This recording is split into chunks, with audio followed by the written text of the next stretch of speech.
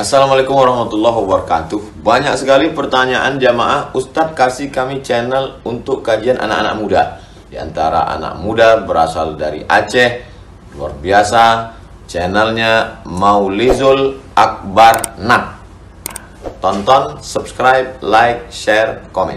Assalamualaikum warahmatullahi wabarakatuh.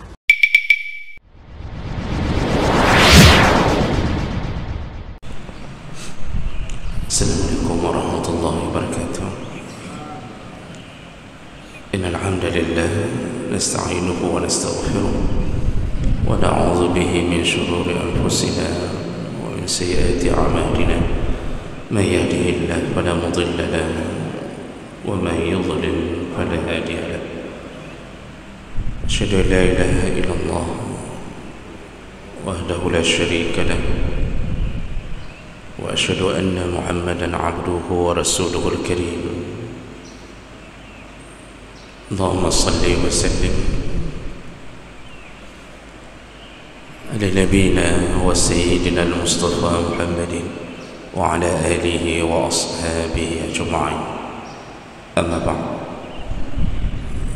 رب اشرح لي صدري ويسر لي أمري واحلل عقدة من لساني yafqahu qawli. Segala puji bagi Allah, kemudian salawat dan salam pada Rasulullah, pada keluarga dan seluruh sahabat-sahabatnya. Bapak Ibu jamaah salat subuh yang Allah muliakan, kita akan sambung pelajaran kita. Di pertemuan yang lalu kita sudah membahas salah satu hadis Nabi SAW, yaitu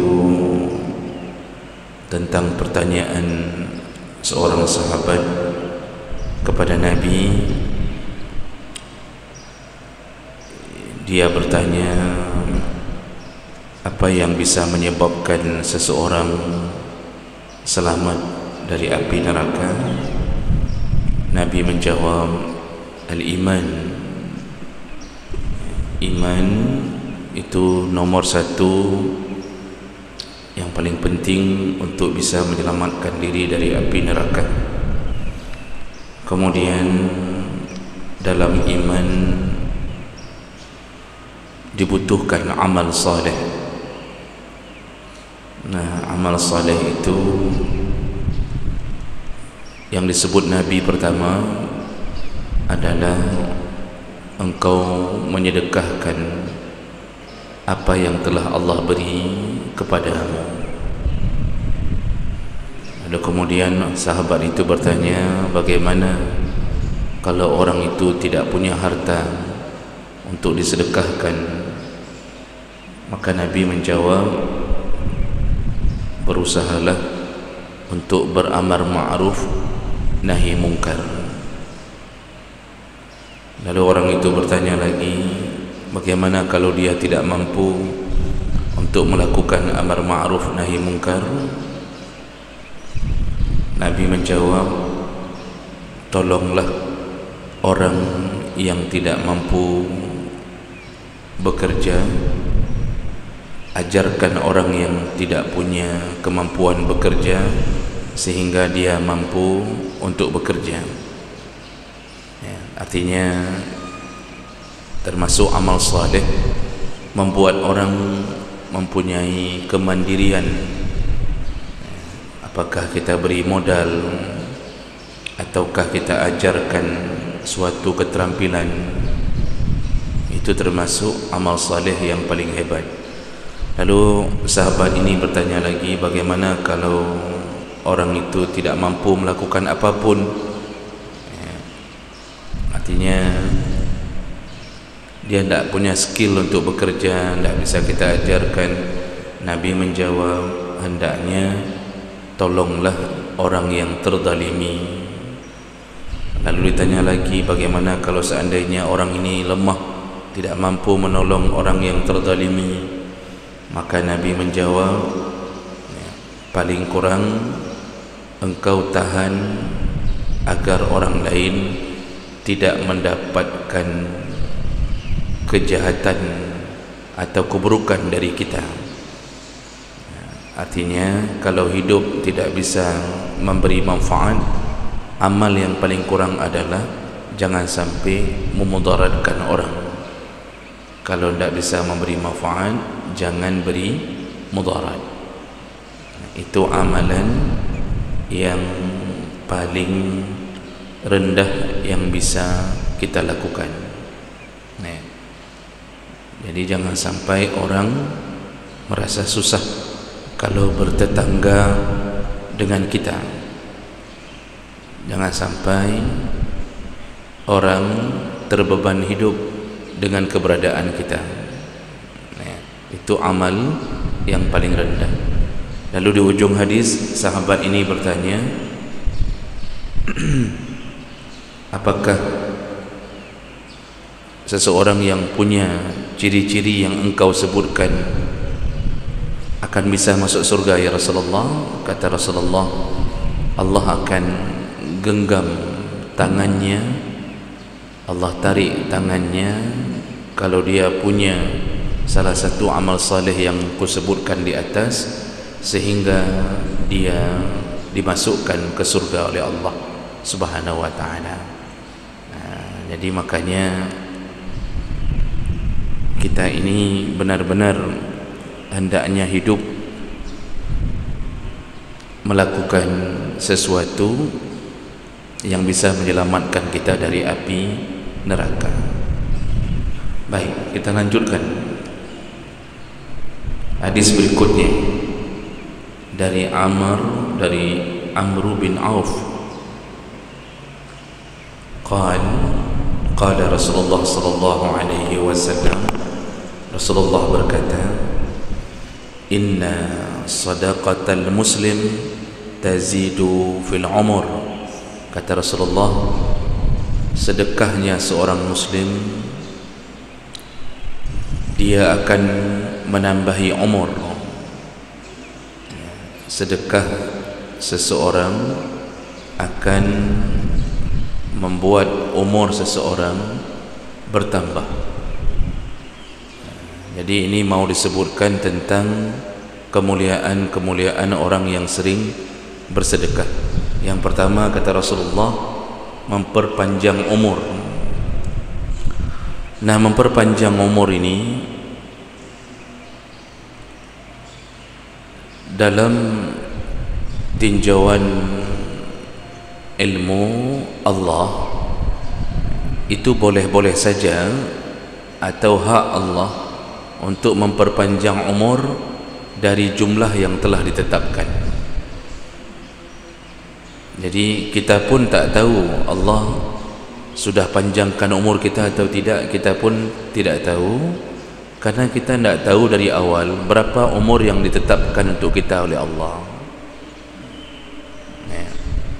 Jadi kalau Allah, contohnya kalau Allah menetapkan umur kita 60 tahun, lalu karena kita banyak bersedekah, Allah tambah 10 tahun lagi menjadi 70 tahun. Kita tidak tahu berapa umur kita yang ditetapkan di awal. Yang kita tahu kapan ajal datang, itulah umur kita. Jadi kalau Allah pun tambah, itu hak Allah, ilmu Allah, dan itu bisa terjadi walaupun Allah yang telah mengatakan iza jaa ajaluhum la yastakhiruna sa'atan wa la yastaqdimun. Kalau sudah datang ajal seseorang, tidak dimundurkan, tidak dimajukan. Allah kan cuma bilang ajal, sedangkan ajalun itu ujung sebuah waktu, penghujung waktu namanya ajal. Maka bisa saja Allah sudah tambah umur kita,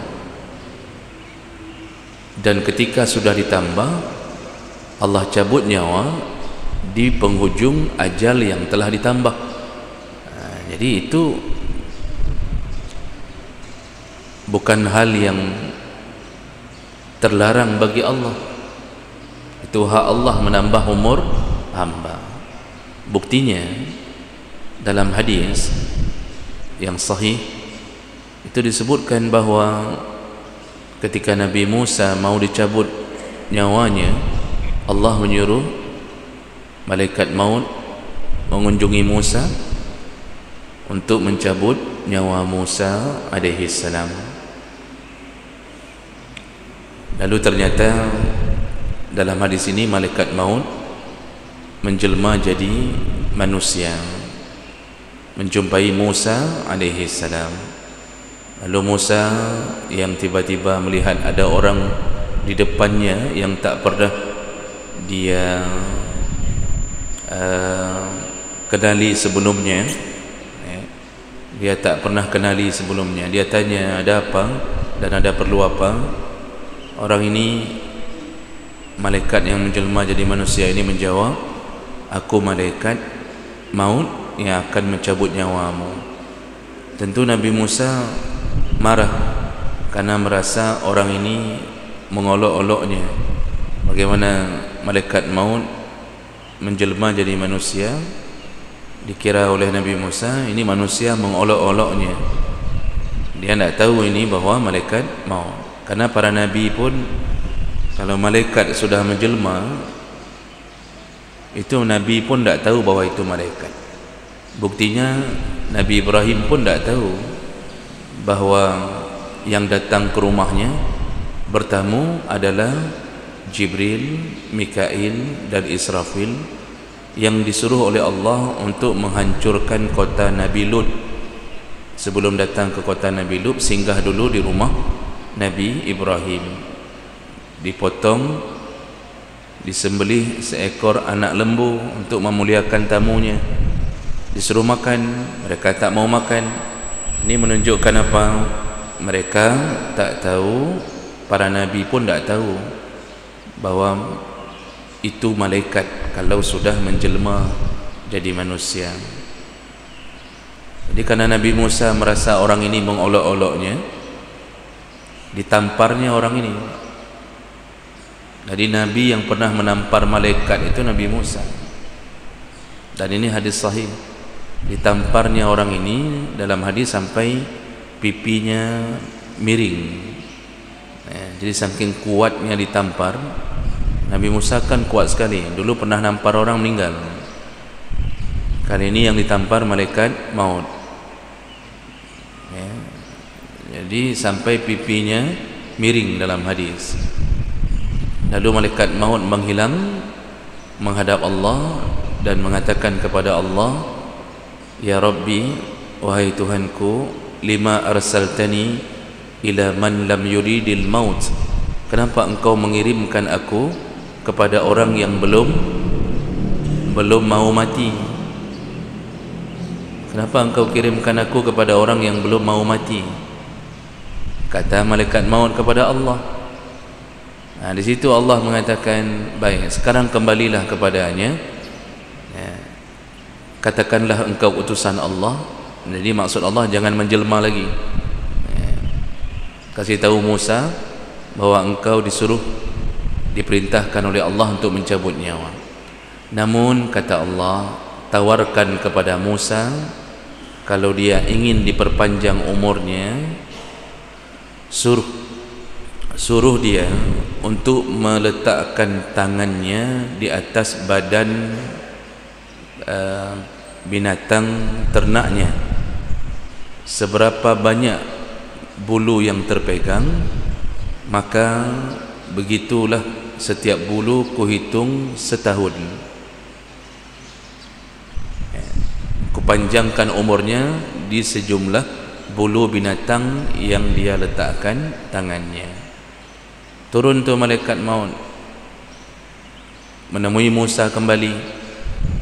Ditawarkan oleh malaikat maut, kata Allah, kalau engkau ingin diperpanjang umurmu, tidak mau mati sekarang,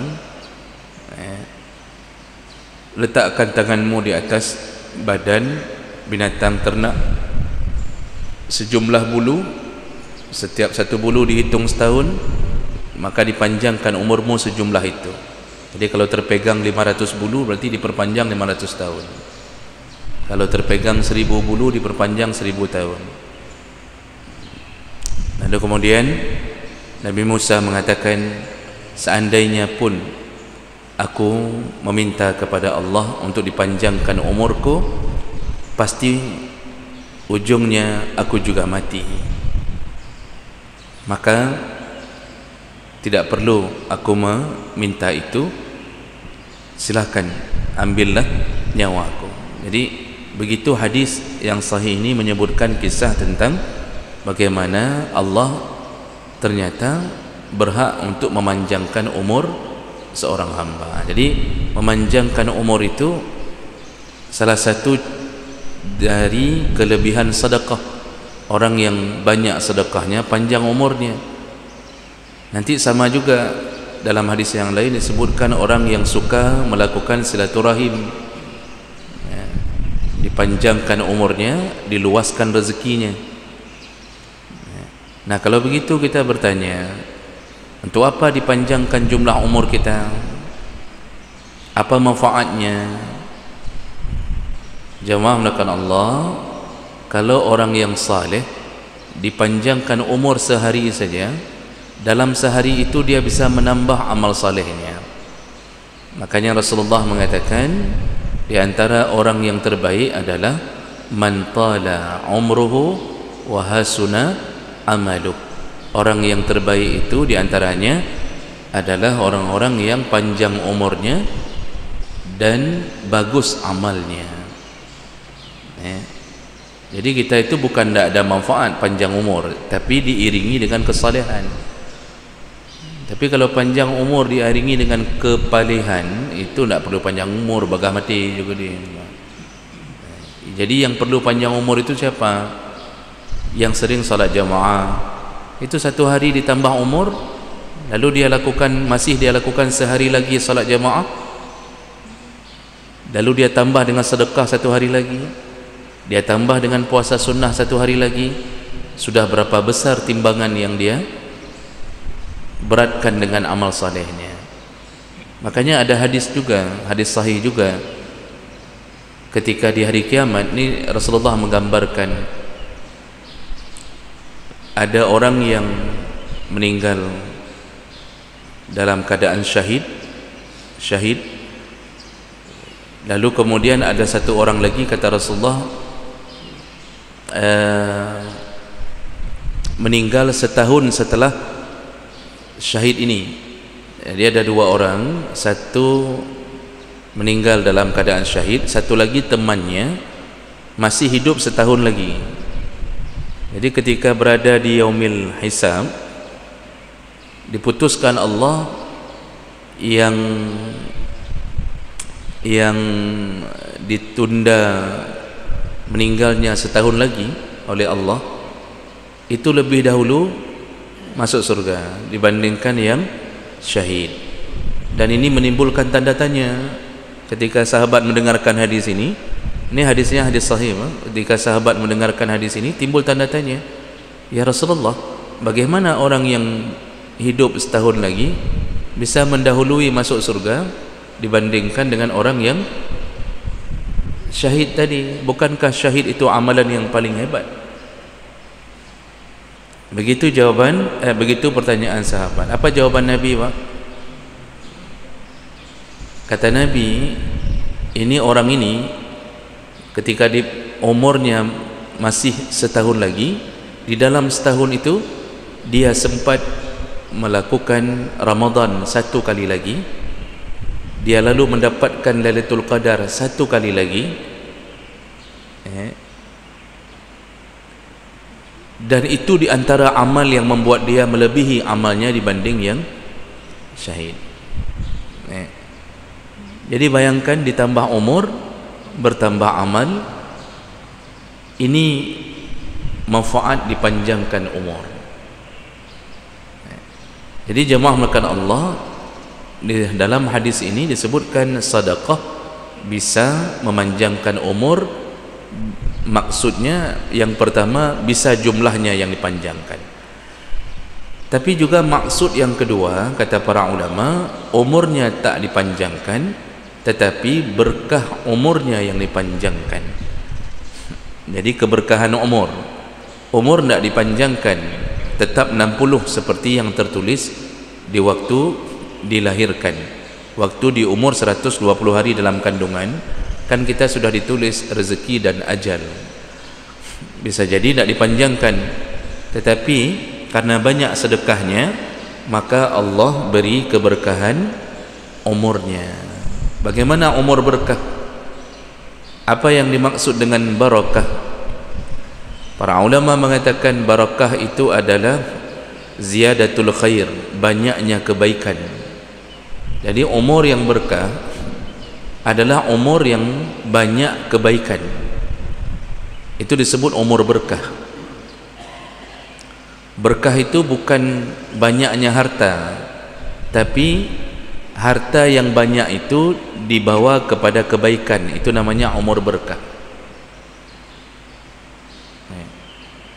Ada orang yang kadang-kadang begini Bapak Ibu, dia menceritakan ke orang lain, "Ilung berkah dah dong ngomong," katanya. "Saya berkah sekali umur saya. Alhamdulillah, hari ini saya sudah kaya raya." Ini berkat umur dari Allah Subhanahu Wa Taala. Menjadi kaya raya bukan berkah selama dia tidak mendekat ke Allah dengan hartanya. Jadi yang disebut barakah itu kaya tapi ahli sedekah, kaya bangun masjid, kaya sering wakaf. Itu yang disebut barakah. Makanya umur barakah, walaupun umurnya tak panjang tapi banyak kebaikan. Di saat orang lain tak sanggup ke masjid untuk salat 5 waktu, kita kenapa kok begitu ringan ke masjid? Hanya untuk mendapatkan ridha Allah melalui salat jamaah.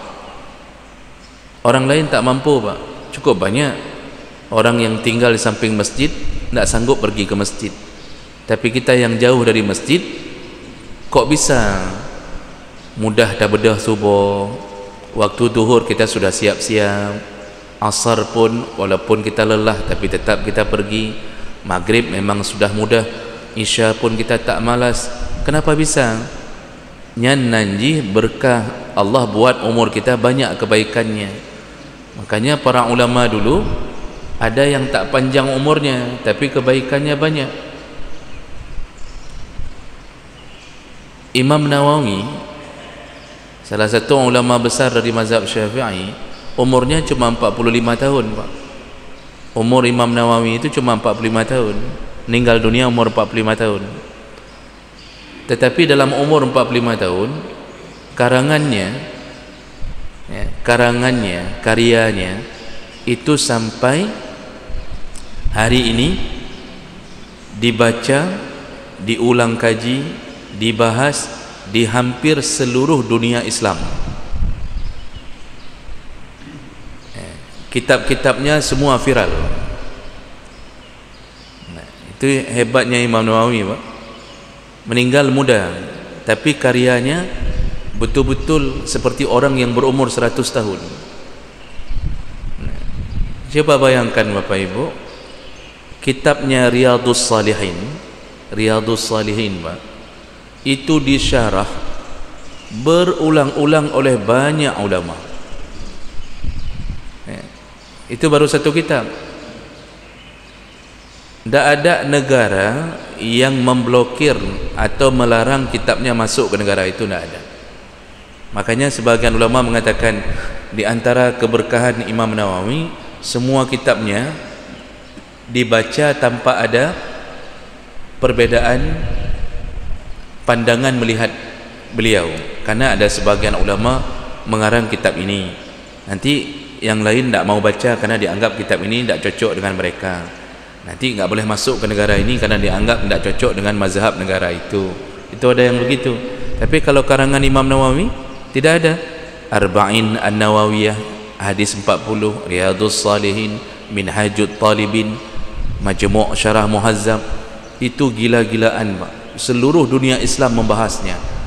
Meninggal 45 tahun tapi mengalir pahala tak henti-henti sampai hari ini. Bayangkan keberkahan umur. Hari ini kita sudah 60 tahun. 65 tahun, 70 tahun, satu kitab pun kita tak pernah buat.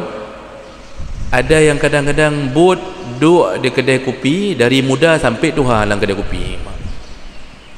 Dari muda sampai tua dalam kedai kopi. Ke masyarakat tak ada manfaat, salat jamaah tak pernah, Senin Khamis tak sanggup puasa, rambut sudah memutih, amal saleh tak banyak. Itu yang disebut umur tak berkah. Mati sia-sia.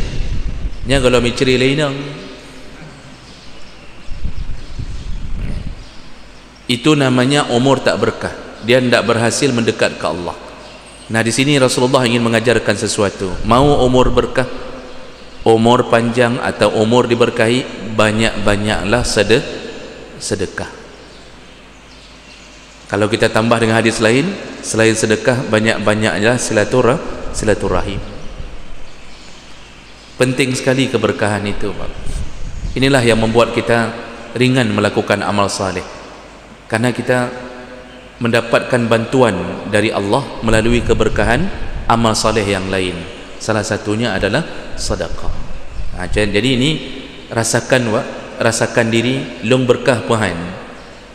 Dari mana kita tahu long berkah Tuhan? Dekat sama Allah atau tidak? Kalau tidak dekat, berarti kita tidak berkah hidup kita. Harta kita dekat sama Allah atau tidak? Kalau tidak dekat, maka kita tak diberkahi dalam harta. Begitu kalimat pertama Nabi, bahawa sedekah seorang muslim bisa menambah umur. Dua lagi yang disebutkan Nabi. Yang kedua, wa tamna' mitatas su'. Kelebihan orang yang banyak sedekah, maka Allah cegah dia, Allah halangi dia tidak mati dalam keadaan mati yang buruk. Orang yang banyak sedekah, Allah akan buat dia jangan atau tidak akan mati dalam keadaan mati yang buruk. Buruk apa ini? Buruk su'ul khatimah, buruk di penghujung. Bukan buruknya cara mati, tapi buruk yang dimaksud adalah mati dalam keadaan sedang bermaksiat. Allah cegah itu. Kalau orang yang senang bersedekah, han mati dalam keadaan tengah berbuat maksiat, kalau begitu Allah setting dia akan mati dalam keadaan husnul khatimah. Salah satunya karena banyaknya sedekah. Jadi orang hari ini mengira mati yang buruk itu mati dengan kondisi yang buruk ketika meninggal. Jadi orang menganggap kalau mati digilas sama truk sampai hancur, otak-otak keluar, badan hancur, orang akan mengatakan, sayang tak ke cara matinya kok kayak gitu ya, padahal orangnya saleh. Jadi orang mengira mati digilas sama truk mati buruk, mati kecelakaan, masuk jurang, terbakar. Orang mengatakan, sayang ya, orangnya saleh tapi kok matinya kayak gitu cara. Kalau bahasa Acehnya mengenaskan. Yang bahasa Indonesia kan bahasa Aceh. Jadi orang mengatakan matinya sungguh mengenaskan. Jadi dianggap dalam tanda kutip mati buruk. Padahal mati yang seperti itu malah mati yang dapat pahala syahid.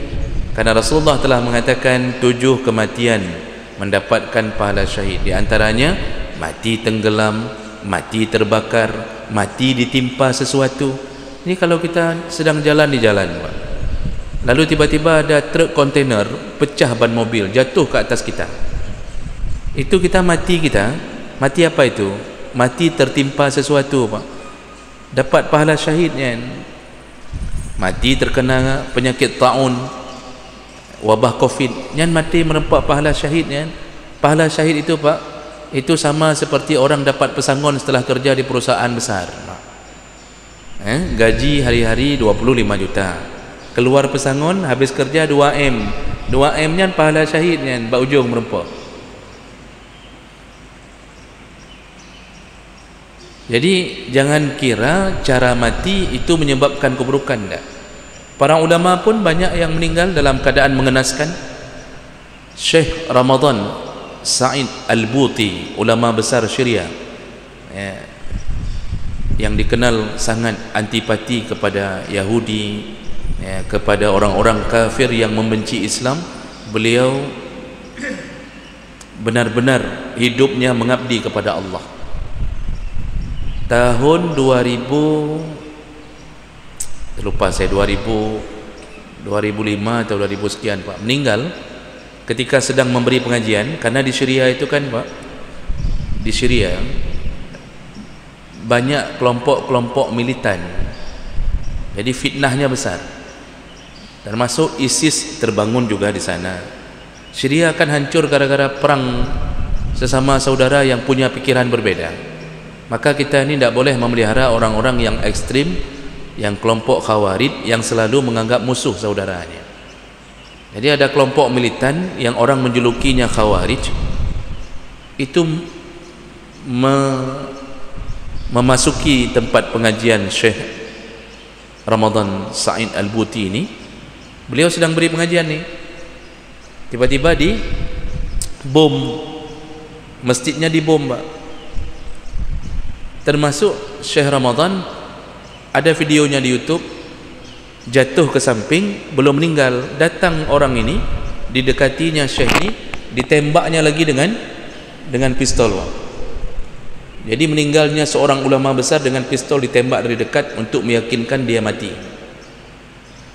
Maka syahidlah Syekh Ramadan Sa'id Al-Buti. Kalau karangannya jangan ditanya, cukup banyak karangannya Pak.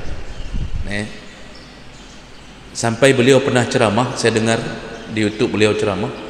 Beliau lulusan Al-Azhar Mesir, salah satu ulama besar dari Al-Azhar, lalu mengabdi di negaranya. Beliau pernah ceramah mengatakan, anakku tiba-tiba meneleponku. Ini dalam ceramahnya, saking bisa kita sebut beliau di antara kewalian atau karamah beliau. Beliau mengatakan, anakku meneleponku. Apa yang dia katakan? Dia bermimpi Aisyah istri Rasulullah mendatanginya, lalu mengatakan, ucapkan terima kasih dan kirimlah salam kepada ayahmu. Maksudnya Syekh Ramadan ni, ucapkan terima kasih dan kirim salam kepada ayahmu. Anak ini bingung, ada apa ayah sehingga mimpiku didatangi oleh Aisyah yang mengirim salam dan mengucapkan terima kasih kepadamu. Ternyata Syekh ini belum memberitahu anaknya dia sedang mengarang kitab yang judulnya tentang membela Aisyah dari fitnah. Karena kan fitnah menebar kepada Aisyah dari orang-orang Syiah. Kemudian Aisyah dikatakan melayani dan mengganggu hidup Nabi. Nabi kan dapat fitnah dari orang-orang Pak, mengalami penyakit pedofilia, yaitu mengawini anak-anak, menikahi anak-anak. Jadi kemudian mereka memfitnah Aisyah. Jadi Syekh ini sedang mengarang kitab. Ini kayaknya kitabnya sudah dikeluarkan Pak, saya lupa judul aslinya itu. Saya sudah lihat kitabnya, saya lupa judul aslinya, yang mengatakan tentang pembelaan terhadap Ummul Mukminin Aisyah radhiyallahu anha. Belum dikeluarkan kitab itu, belum dikasih tahu ke anaknya, tiba-tiba anaknya nelpon. Begitulah seorang ulama yang sudah dekat dengan Allah. Matinya bagaimana? Dibom, ditembak. Saya dulu belajar di Biren, kecil-kecil SD Pak. Anak saya lahir di Biren di SD, di Dayah Istiqamah di Biren. Yang dipimpin Tengku Tenom. Kalau Bapak mungkin pernah dengar, Tengku Tenom di Biren awal. Meninggalnya di mana Pak? Jurang Selawah, red dalam jurang bersama beberapa tengku yang lain. Meninggal. Jadi jangan kita pikir mati buruk itu mati dengan cara begitu, enggak. Yang namanya mati buruk, mati sedang main catur, mati sedang memasang chip di game judi online, mati sedang selingkuh di Medan, mati sedang jib cappuccino hana zikir membacut pi dari bengah pun. Sembahyang maghrib hana insya ada, mati ada jib BMW, ada jib BMW boh mana wing mati. Sembahyang maghrib hana, sembahyang isya hana. Karena kalau tak jeep BMW kan, boh mana uing kan, mati. Itu namanya mati buruk. Makanya salah satu kelebihan sedekah, orang kalau banyak sedekah, Allah memberi keberkahan. Dia hidup dekat dengan Allah. Lalu kemudian dia tidak akan mati dalam keadaan mati yang buruk. Begitu kata Nabi SAW. Yang terakhir, wa yuzhibullah biha al-kibra wal fakhra. Kelebihan orang bersedekah berikutnya adalah Allah jauhkan dirinya dari sifat takabur, sombong. Jadi orang yang banyak sedekah itu tawadhu', rendah hati. Itu orang yang suka sedekah kalau karena Allah. Jadi Allah jauhkan dia sifat itu. Kenapa sifat itu dijauhkan Allah bagi hambanya yang suka bersedekah? Karena sifat itulah yang mengharamkan dirinya masuk surga. Rasulullah mengatakan apa? La yadkhulul jannah, tidak akan masuk surga man kana fi qalbihi misqala habbatin minal kibr. Tidak akan masuk surga orang yang di dalam hatinya ada sebesar biji sawi dari kesombongan. Sebesar biji sawi sombong, harum surga. Jadi sombong itu apa? Nabi sebutkan batarul haq wa ghamtun nas. Sombong itu adalah menolak kebenaran, iaitu menolak syariat Allah, tak mau salat, tak mau bayar zakat, tak mau melakukan rukun Islam. Pajero sudah ada satu di rumah, tapi haji tak daftar-daftar. Nyan sombong, dia melawan Allah. Jadi semua yang melanggar ketentuan Allah disebut sombong. Yang kedua, ghamtun nas, suka meremehkan sesama manusia, meremehkan harta orang, meremehkan fisik orang. Jadi ngejek-ngejek fisik orang, ya, kadang-kadang roda pegah kegop kah katuet hitam blau lah, macam-macam. Itu kalau kita niatkan memang mengejek, bukan bercanda, bukan teman bercanda, itu bahaya. Itu sombong. Itu kadang-kadang yang paling parah hari ini merendahkan ilmu orang. Jadi membahasakan orang lain tak berilmu, itu bahaya, Pak. Karena kata Imam Zahabi, seburuk-buruknya orang yang sombong adalah orang yang alim sombong. Itu seburuk-buruknya orang sombong. Karena seharusnya orang alim merendah. Seperti padi, semakin berisi semakin merendah. Nyo makin alim makin embung. Itu berarti melawan normal hidup. Makanya orang alim sombong itu paling bahaya. Jadi merasa paling hebat, paling benar, yang lain semuanya ahli neraka, cuma dia yang ahli surga. Sang-sang cuma agaknya yang baca kitab, sang-sang cuma agaknya yang bahasa Arab, sang-sang cuma dia yang bisa hafal Quran, cuma dia yang bisa memahaminya. Ini adalah kesombongan yang dimiliki oleh orang alim, malah nanti dia di ujungnya dalam neraka. Baik, jadi inilah hadis. Hadis ini derajatnya hasan menurut Imam Tirmizi, sahih menurut Ibnu Khuzaimah, walaupun ada nanti ulama yang mendhaifkan hadis ini. Tapi saya bahas karena tidak semua ulama sepakat mengatakan hadis ini dhaif. Sebahagian mengatakan hadis ini bagus, maknanya benar.